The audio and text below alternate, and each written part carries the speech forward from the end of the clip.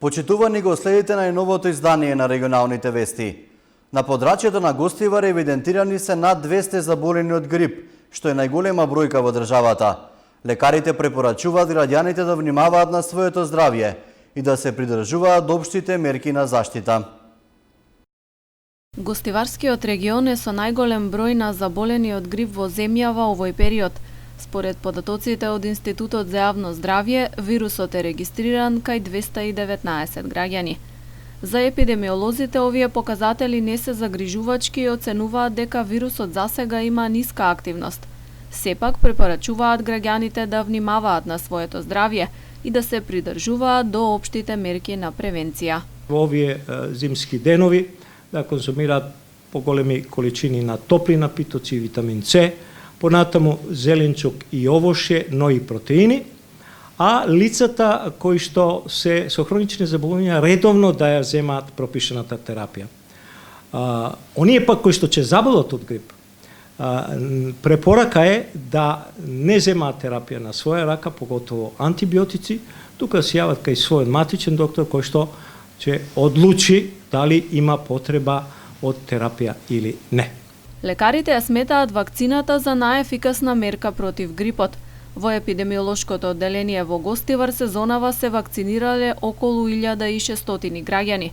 Вакцини кои што се плаќаат по 650 денари се уште има, додека бесплатните кои беа наменети за одредени групи на граѓани се потрошени. Пред се, под голем ризик се и ранливи групи, како што ги нарекуваме, се лицата со хронични заболувања на белите дробови на срцето, шеќераши, лица со анемии, со намален имунитет.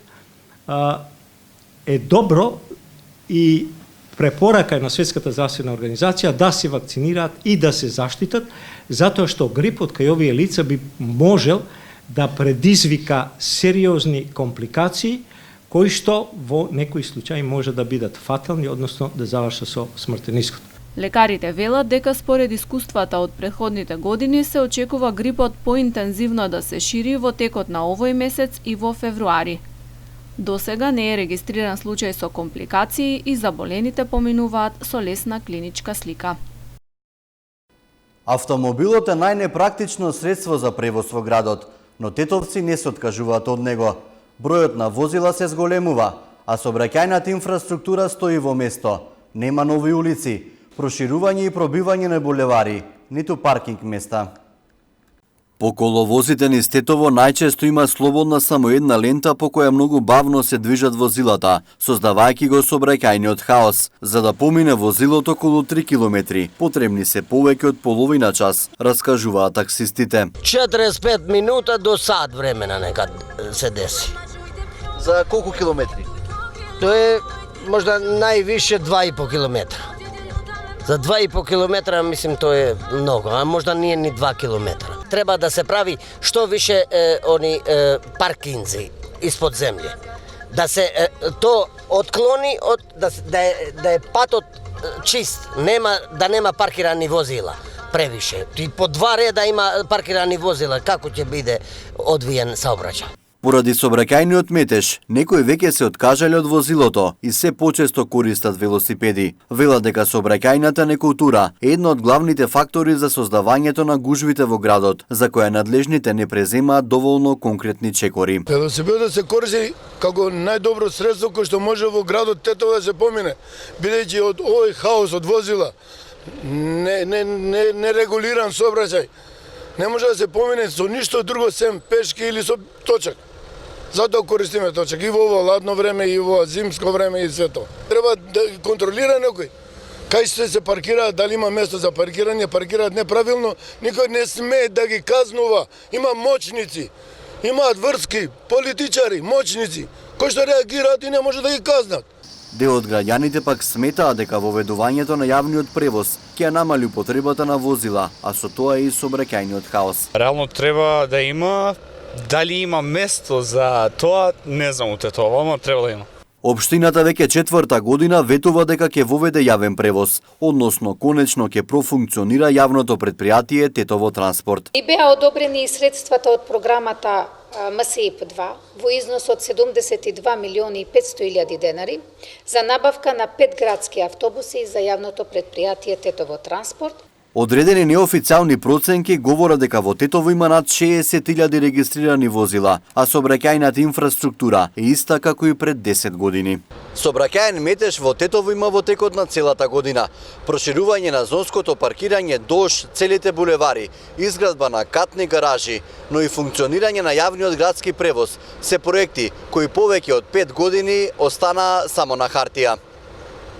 Експертите велат дека имало економски напредок во 2019 година.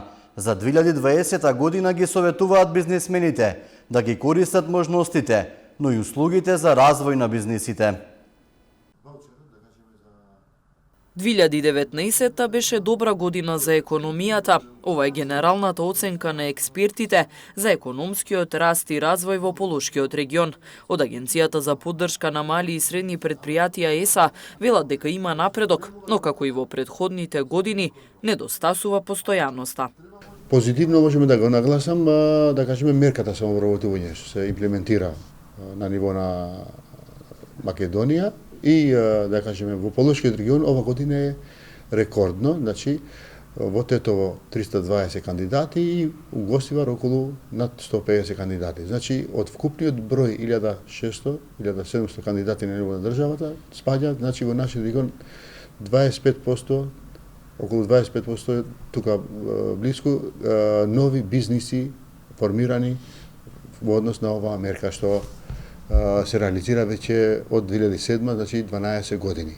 За новите и постоечките бизниси добра и мерката менторство, која според експертите е доста практична и ефективна. Тренд е нашите компании да имаат представништва или договори со други компании во земјите од Европската Унија, но тука се јавува друг проблем. Полека со отварање на или облажување на правилата, да кажеме, на добивање на лиценци за престој и работа во Европска Унија, доста некои и фирми и индивидуи кои имаат добри знаења и вештини и сакајќи го да го подобрат нивниот животен стандард, одат и во овие земји. Но тука ствара проблем, бидејќи се прави празнина во нашиот пазар тука и полека ќе се осеќа, нарочито во овие години што доаѓаат, 20 и натаму, недостаток на доволно работна сила. Експертите советуваат да се воведуваат реформи прво во образовниот процес, а потоа добро да се распредели поддршката кон новите бизниси. За 2020 година се очекува да стагнира економскиот развој, бидејќи во државата напролет ќе се одржат изборите. Некако се замрзнуваат сите активности, нарочито тие што имаат работа со инвестициите, капиталните или повише инвестиции што сакаат фирми да ги прават и очекуваат да пројдат, додека пројдат изборите, не се инвестираат или не прават големи чекори или големи инвестиции. Сепак, експертите со генерален позитивен став тврдат дека различните услуги и можности кои се нудат на бизнисмените ќе имаат ефект врз унапредување на економската клима во регионот. Ги советуваат предприемачите да се информираат и да бараат поддршка од соодветните институции. Тетовец кој долги години живее и работи во Швајцарија, инвестираше во родниот град. Вчера се одржа свечено отворање на неговата интернистичка ординација. Доктор Вулнет Одаи, кој потекнува од Тетово, а живее и работи во Швајцарија, инвестираше во родниот град преку отворање интернистичка ординација. Поради административни процедури постапката траела подолго, но тој бил упорен во остварување на целта да го пренесе своето долгогодишно работно искуство во европските земји и да им помогне на овдешните пациенти. Мислам дека кај нас во нашиот град требаше исто така да донесат некои новитети, значи од другите држави. Јас исто така работев долги години и уште сум, значи во Швајцарија и во Германија долго време, значи некаде околу 15 години заедно. Па јас мислев нели нешто со некои иновации, некои значи нови методи, нови начини на диагностики да можам да действувам, значи да кај нашите луѓе. И ако треба за 2 месеци, да кажем, во една европска држава, кај нас треба 2 години. Тие работи, значи, од бюрократска гледна точка ќе треба да се олеснуваат и за да може, нели, целта да се постигне, за да може еден доктор, значи, да доаѓа слободно со неговата екипа. Ординацијата Праксис ќе нуди услуги од областа на кардиологија и гастроентерологија, а ќе работи и со Фондот за здравствено осигурување. Правиме кардиолошки прегледи сите, значи, со еходоплер. Исто така, новитети ќе имаме и во гастроентеролошки оддел, кај што ќе се делува, значи, кај различни ендокринолошки заболувања. Ќе се примени магон балон дилатација, кој што е многу важна, служи за намалување или намалување на телесната тежина. Инаку економските експерти велат дека со парите кои ги трошат во текот на целата година, печалбарите го покриваат трговскиот дефицит затоа што нивниот прилив на пари понекогаш достигнува и до 1,5 милиарди евра. Се тоа според нив треба да го земе предвид државата и да им даде на гастарбајтерите поволни услови за инвестирање во својот роден крај. Следуваат информациите од полицискиот билтен на СВР Тетово. 3 лица се повредени во сообраќајна несреќа што се случила утрово околу 4 часот и 10 минути на автопатот Тетово-Скопје. 27-годишникот Струмица, кој управувал со БМВ-то, задобил тешки телесни повреди, додека возачот на другото возило Volkswagen Golf 38-годишен тетовец, како и 62-годишен сопатник од Тетово, завршиле со телесни повреди. Тројцата се пренесени во Тетовската клиничка болница за укажување лекарска помош. Во полицискиот билтен регистрирана и кражба на бакарни олуци на џамија, лоцирана на улица ЈНА во Гостивар. Кражбата, која ја пријавил 62-годишен гостиварец, се случила во периодот помеѓу 25 декември минатата година и 9 овој месец. 2 случаи на каснување од куче бездомник. 55-годишна тетовка пријавила дека завчера на улица Браќа Миладинови во Тетово била касната на левата нога од куче бездомник, додека 62-годишникот Тетовска Голема Речица на 3 јануари на улица Цветан Димов во Тетово исто така бил каснат на левата нога од куче бездомник.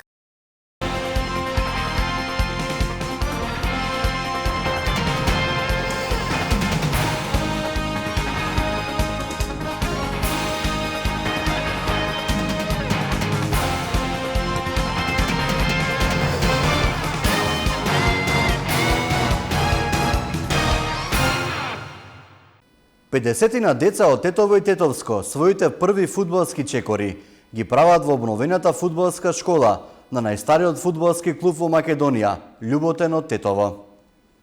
После пауза од деценија и пол пред 2 години повторно почна да функционира фудбалската школа на најстариот македонски фудбалски клуб Љуботен од Тетово. Во неја членуваат 50 млади фудбалери кои се надпреваруваат во детската лига на Фудбалската федерација на Македонија, како и во регионалната полошка лига. За развојот на младите фудбалери се задолжени 2 тренери. Поранешниот капитен на ФК Тетекс како интернационалец во Германија Стечко Мисајловски и поранешниот младински репрезентативец на Македонија Ивица Радоњич. Активностите на нашата младинска школа, која започна пред некоја година, да речем, со реорганизација, започнавме со оние најмлади категории за играчи кои што настапуваат во онаа детска лига. Од минатата сезона веќе играме и во онаа регионална лига за поголеми дечиња. Тренинзите се одвиваат во 2 смени, работиме утрински тренинзи, работиме попладневни тренинзи во зависност од како се децата во школа. Амбициите и планот е понатаму да го развиваме, да ја развиваме младинската школа со нови генерации од помлади пионери, кадети, младинци во иднина и он е природен процес да стигаат играчите до првата екипа на Љуботен. Во моментов членуваат 50 на деца, да кажам, во овој момент. Повеќето се оние најмали генерации, има 20 и во поголемите генерации, кај што играме во регионалната лига, која е во покровителство на Фудбалската федерација на Македонија. И како што кажав, очекувам тенденцијата на прилив на играчи да расте со текот на наредните месеци, како ќе се подобруваат и како што ќе се подобрува инфраструктурата за работа, со оглед на тоа дека пред 20 на дене започне реконструкцијата на стариот градски стадион, каде што ги одвивавме овие тренинзи, така да очекувам дека со реконструкција и на тој терен, дека уште повеќе дечи на наредниот период ќе се заселат во нашиот клуб и ќе пробаат да ги совршат своите вештини, да постанат идни професионални играчи, да кажам. Целта на младинската школа е во иднина да почне да произведува фудбалери за првата екипа на Љуботен. А најголемиот проблем со кој се соочува во моментов, како и останатите екипи од Тетово, се терените за тренинг и играње на надпреварите. Тоа беше се што подготвивме за денес. Пријатно!